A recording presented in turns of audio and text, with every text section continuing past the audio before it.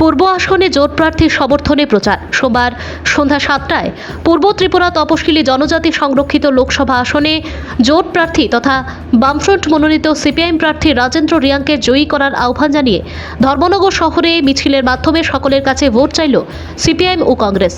এই মিছিলে উপস্থিত ছিলেন জোট প্রার্থী রাজেন্দ্র রিয়াং, সিপিআইএম রাজ্য কমিটির সদস্য পবিত্র কর, জোটের উত্তর জেলার যুগ্ম আহ্বায়ক অমিতাভ দত্ত, দলের ধর্মনগর মহকুমা সম্পাদক অভিজিৎ দে, কংগ্রেস নেতা চয়ন ভট্টাচার্য প্রমুখ।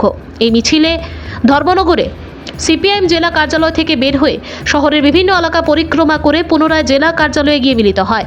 সেখানে দলীয় কর্মী সমর্থকদের সামনে নির্বাচনে বিস্তারিত নিয়ে আলোচনা করেন জোট প্রার্থী। ভানু চন্দ্রের রিপোর্ট। ইন্ডিয়া জোট বামফ্রন্ট সমর্থিত কংগ্রেসের প্রার্থী কমরেড শ্রীযুক্ত আশিস কুমার সাহাকেও আপনারা ভোট দিয়ে জয়যুক্ত করবেন। আমরা দুজন যাতে ত্রিপুরা রাজ্য থেকে দুটো সিট আসনে জয়যুক্ত হয়ে আমরা দিল্লি দরবারে যেতে পারি, পার্লামেন্টে যেতে পারি এবং ত্রিপুরাবাসীদের জন্য আমরা কথা বলার সুযোগ যাতে হয়, এই আহ্বান রেখে